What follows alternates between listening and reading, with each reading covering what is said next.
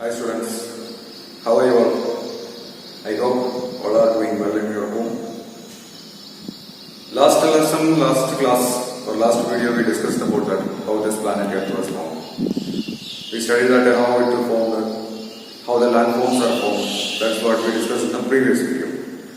In this video, we will discuss more about the Earth. What are more about that? We are going to study in details about what are the things which can be seen on the Earth, what are the structure of the Earth, how these continents are formed, and what are latitudes, what are longitudes, how the time is being calculated. All things today we will discuss about it. First we will go to the first topic, that is called the structure of the Earth. Earth also has a structure. Earth is divided or classified into three parts are there to the interior of the Earth. It is estimated that from the surface of the Earth to the center of the Earth, it is about 6,000 kilometers depth. If you travel nearly about 6,000 kilometers towards the interior of the Earth, it is believed that it will reach on the middle of the Earth, center of the Earth. On the base of that is nobody went down to the Earth, nobody reached the interior part of the Earth. It is very difficult. But based on some assumptions and some scientific studies, scientists came to that conclusion that the Earth is classified into three parts. The first part, that is called the crust, and the second one is called the mantle, and the third part is called the core. We are going to study about what is called a crust, what is called mantle, and what is a core. Last time we discussed that after the formation of the Earth, by the gradual cooling, the heavier particles went down deep to the Earth, and the lighter particles formed in the surface of the Earth. That surface of the Earth was called crust. Last video we said about that. Like the same way, the crust part of the Earth is the landform that we are found now. There we are standing now. That part of the Earth is called the crust. So the upper part of the Earth surface is called crust. It consists of almost all the rock materials are there. The depth of this crust or the distance from the surface of the Earth to the interior of the Earth is nearly about 100 kilometers. That means from where we are standing now, if you keep a big hole down to the Earth towards 100 kilometers to the deep sort, we will be in that, up to that region, we will be in that part called the crust. There are landforms called the continents, so all these landforms what we can see now, that's a part of this crust. Up to 100 kilometers. That regions are covered with the rocks, solid rock particles are there. Up to 100 kilometers of building also we can find only rocks. Next one. After that 100 kilometers to the next 2,900 kilometers, the next part that is called mantle. This mantle part, when we reach towards the mantle part, we can see that the solid rock will start to melt slowly. It will melt and we can see that it will be in a molten stage because the temperature will be very high and the pressure also. As we go deep down to the Earth, the temperature will be very high and also the pressure also will be very high. So, the next part is called as a mantle. That means the 100 kilometers from where we stop on the crust part, from there to the next 2,900 kilometers down, that region is called mantle. And this region we can find a mineral, that mineral is called silicates. Silicates are available abundantly in that region called mantle, 2,900 kilometers. And when we move down towards the mantle, we will reach to the next part, that is called the core. Core of the Earth, it is the most highest temperature which we can find on the Earth or in the Earth. At the time of the formation of the Earth, how the Earth was, that same situation is there on the core part. The temperature, it believes that the temperature reaches up to 6,000 degrees Celsius in the middle of the center of the Earth, interior of the Earth. That part is called the core. This core is divided into two, that is outer core and inner core. Outer core and inner core. The outer core part, it is from 2,900 kilometers to 5,100 kilometers depth. We can find a plot called outer core. In that outer core, we can find some raw materials or minerals like nickel and iron. The presence of nickel and iron minerals are found there in those outer core and inner core. Then we move deep down towards that. That means up to 5,100 kilometers, 2,900 kilometers to 5,100 kilometers depth. That region is called the outer core. From 5,100 kilometers to 6,376 kilometers region, that is in the interior part of the Earth. That region is called the inner core. Core is classified into two, outer core and inner core. The first part is about 2,900 kilometers to 5,000 to 100 kilometers depth. And the next part is called the inner core that starts from 5,100 kilometers to 6,376 kilometers depth. That part is called the inner core. In that inner core, we can see the presence of the mineral compounds like iron compounds and also the presence of gold. The gold and the iron compounds we can found in that inner part of the earth. These are the three main structure of the earth. The earth is classified into three divisions. So the interior of the earth is divided into three. Once again, first part is called the crust, second one is called the mantle, and third one is called the core. That is the internal structure of the earth. Coming to the next part. It is believed that once upon a time, after the formation of the earth, we studied that this earth was formed. After that, gases were formed. These gases resulted in the formation of rain. When this rain started to fall, the lower surface of the earth were filled with water, and that part changes into big oceans. At the time of the formation of the earth, it is believed that there was only one big ocean was there. That ocean was called Panthalassa. Panthalassa was the name of that biggest ocean that surrounded that huge land mass of water was there. In that, somewhere in the middle of the Panthalassa, there was only a big supercontinent. Continent, you know that large land masses are called continents. There was only one large land mass was there. That land mass was only one supercontinent. There were no other continents. You know that there are now 7 continents out there. But on the time of the formation, there was only one landform on the earth. That was the biggest continent. That was a supercontinent. It was called as Pangaea. And in the middle of Pangaea, there was a small sea called Tethys. Tethys, the name of a sea, was there present in the middle of Pangaea. A German meteorologist and a geographer called Alfred Wegener put forth a theory called the continental drift theory. He proved that once there was only one continent, the name of the continent was called Pangaea, and it was surrounded by a huge ocean called Panthalassa. We already discussed that, due to the internal heat, I already told that because of the enormous heat, it produces a huge pressure. This mantle from the crust, from the core, it produces a huge temperature and huge pressure. That will always make the mantle to move. On the surface of the mantle or over the mantle, this crust is always floats. The crust part or the rocky part will always floating. So due to the internal heat, what happened is that due to the movement in the mantle, the crust also started to move each other. And that started for the drifting of that supercontinent called Pangaea. The continent called Pangaea was started to separate due to the internal heat and due to the internal pressure. The Pangaea was started to separate into different land parts.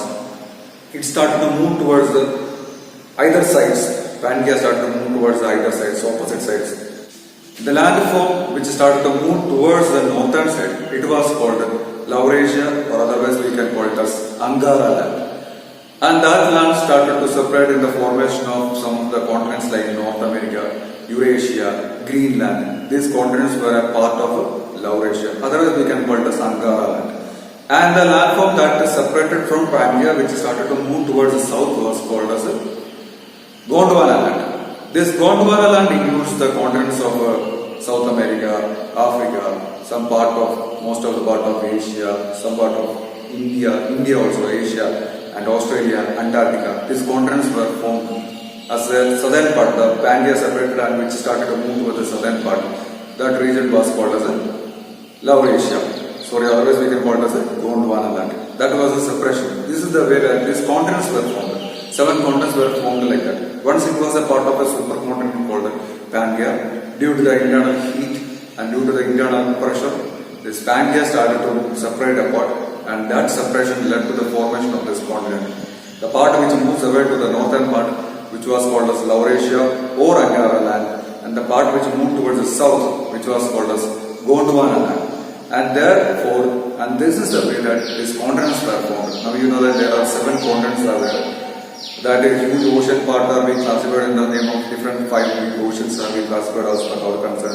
There are 5 oceans are there which covers those 7 land masses. You know that landforms on the surface of the earth is very less. Nearly about 29% of the earth is really covered by land. Remaining 71% of the earth is covered by water. The land masses on the earth we call it as continents.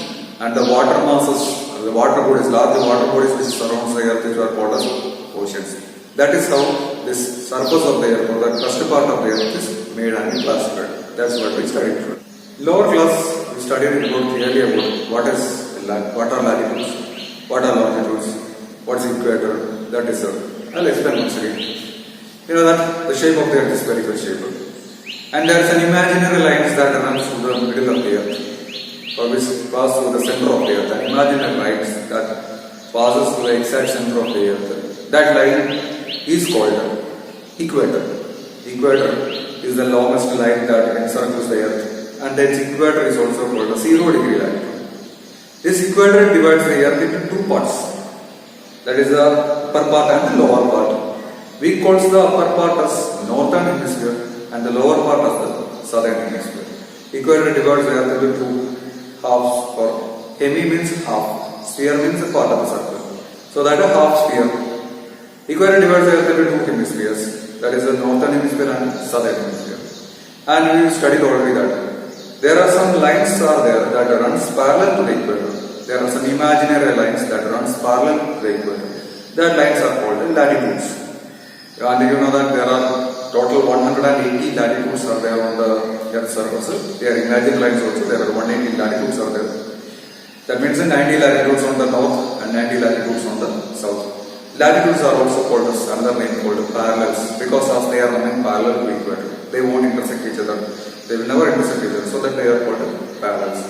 As we move from the center of the earth towards the northern side, when we move from the center of the earth towards the northern side, we can see that the size of the latitudes will start to decrease, and it will reach us when it reaches to the top part or in the top upper part. It will change us into one point, like the same way in the northern hemisphere and also in the southern hemisphere.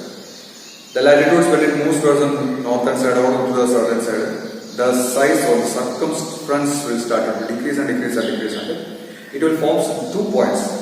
That 2 points, you studied that the earth has 2 endpoints are there. One is called the north pole and next one is called the south pole. The points which is located on the north and south are called the north pole and south pole. And you study there are some important latitudes are there regarding that. You study that in the northern hemisphere, out of 90 latitudes, there are some important latitudes are there called 23.5 degree north latitude, 66 and 23.5 degree north latitude is called as the Tropic of Cancer, 66.5 degree north latitude is called the Arctic Circle, and the last 90 degree latitude, 90 degree north latitude is called the North Pole. Same, come to the side of the southern hemisphere. Same, 23.5 degree south latitude is called the Tropic of Capricorn, 66.5 degree south latitude is called the Arctic Circle, and 90 degree south latitude is called the South Pole. That we already studied about that. And this is the total 180 latitudes for the 90 on the north and 90 latitudes from the south. Same like that, right? You studied other group of lines are also runs through the surface of the earth. The imaginary lines that connects both the north pole and south pole, or the semicircles that connects north pole and south pole. They are not circling around the earth. They connect only from one pole to another. The lines which runs vertically from north pole to south pole, those lines are called longitudes. Or the imaginary lines that runs from north pole to south pole are called longitudes. You study that there is one important longitude is that passes through Greenwich Observatory in London.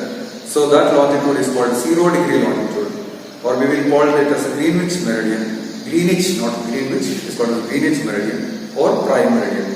That longitude that is an important meridian, that's the main meridian, or that's the main longitude that we use for calculation. Longitudes, there are 360 longitudes are there on the surface of the earth. This Greenwich meridian or Greenwich meridian or prime meridian, that divides the earth into 2 spheres again. One is called eastern hemisphere and next one is called western hemisphere. 0-degree longitude, otherwise it is called as prime meridian or Greenwich meridian. Divides the earth into 2 hemispheres again. That is called eastern hemisphere and next one is called western hemisphere. We are going to discuss that how these longitudes helpful for us. What are the use of latitudes and longitudes that you studied? Latitudes and longitudes joins together, intersects together at a particular place and forms a square and that square you studied that in the name called grid. Both the help of latitudes and longitudes, we can locate any part of the surface of the earth, any places on the earth. We can point out with the help of both the latitudes and the longitudes. How much is the latitudinal extension, how much is the longitudinal extension, we can easily find out by the help of both the latitudes and longitudes. And the last topic is how we are going to calculate the time. Before I mentioned that what are latitudes, what are longitudes, how many latitudes are there, how many longitudes are there. And we already explained to you that the important longitude, the main longitude is 0 degree longitude, otherwise called as prime meridian or Greenwich meridian. It is called as 0 degree meridian. And the prime meridian divides the earth into two equal parts, that is eastern hemisphere and western hemisphere. Suppose this is my eastern side and this is my western side.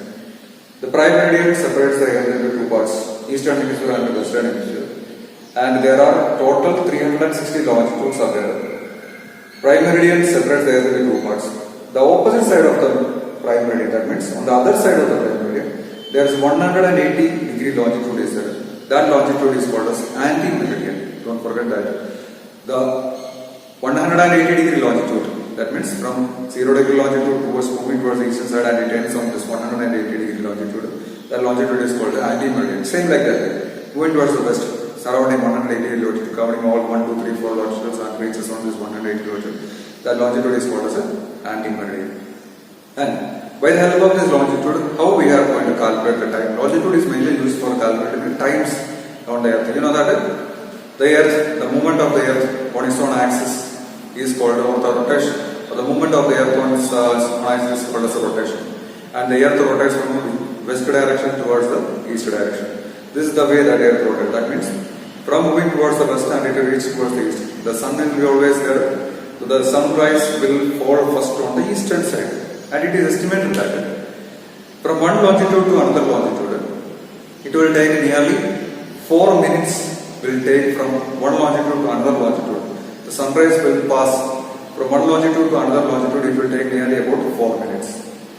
So that it is very difficult. If you are, as we already said that, prime meridian is the longitude or a Greenwich meridian is the longitude. On the basis of that, we calculate the time. Time zone we calculate on the basis of that, and the GMT or Greenwich Mean Time is called as Greenwich Mean Time. So in Greenwich Mean Time, suppose it is 12 p.m. If we are moving towards just for one longitude from Greenwich Mean Time, 0 degree longitude towards the next 1 degree longitude, there will be a time difference of 4 minutes. On the other side, on the western side, there will be a decrease in time because the sunrise will reach us later. First it will fall on the eastern side, then it will come to the western side. So it will take some little bit later. At the same time, in Greenwich meridian, from one longitude to another longitude, there will be a difference of nearly 4 minutes of time. So it will create a huge disturbance in the time. So for avoiding that, we are calculating 15 longitudes together as one time zone. 15 longitudes, 1 degree, 2 degree, 3 degree, 4 degree. By that way, 15 longitudes together, we will calculate this as one time zone. Like that way, we entirely classified the total earth time zone into 24 hours. That means 12 on the eastern side and 12 on the western side. 12 time zones on the eastern and 12 time zones on the western side. That is why we calculate on the basis of that. How it is calculated? That's what we are going to discuss now. As I already told that 15 time zones together we will calculate this as 60 minutes or 1 hour. The next 15 time zones we will calculate this as the next 1 hour. It is moving on like that. On the basis of that, we can easily calculate that time. There won't be any huge difference between the timings because it is equally divided. All the time zones are equally, all the longitudes are equally distributed, so that there won't be much difference between that. Suppose, if a country is located in the 30 degree longitudes, if it is formed in a 30 degree longitude, how can we calculate the time in that country? It is very simple. Just multiply that into 4. That means that 30 into 4, that will become as 120. 120, just divide it by the total hours, total by 60, divide it by 60. We will get the answer as 2. That means that here in longitude, if it is at 12 p.m., then moving towards the eastern side, the time will increase. Here it will increase up to 2 p.m. If it is at 12 p.m. in 0 degree longitude. When we are moving towards the east, if the 30 degree longitude, the time will be 2 o'clock, 2 p.m. When we are moving towards the western side, if it is on the 30 degree longitude, same, just multiply it by 4 and divide it by 60. You will get 2 hours. That means that here it is 12 p.m. Here it will be as a 10 a.m. 10 a.m. time will be there. That means that in the eastern side the time will be more advanced and the western side the time will be little bit reduced. When the time will increase on the eastern side and on the western side the time will start to decrease. On the basis of that we can easily calculate the timings on the surface of the earth. And for each country there will be a standard meridian will be there. There will be a longitude will be there that will be taken to calculate the time zones. In India, 82 degree 30 minutes east longitude is taken as the Indian standard time for calculating the timings in India. Same like in every country there will be a longitude is there. On the basis of that longitude only the timing is calculated. Like we call it as an Indian standard time or otherwise we call it as IST. When it comes to the Pakistan, it is called as PST. That is related with that country. That on the basis of that longitude which passes through that country, they calculate the time on the basis of that. In every country, there will be an important longitude is there. On the basis of that longitude only, the time zones are calculated in every country. I hope you understood the lesson. That is all about the first lesson. Try to complete your classwork as soon as possible. Go through the textbook rather than going through the textbook. Try to collect information from the outside also. Try to finish all the works possible. Stay home, stay safe. Thank you.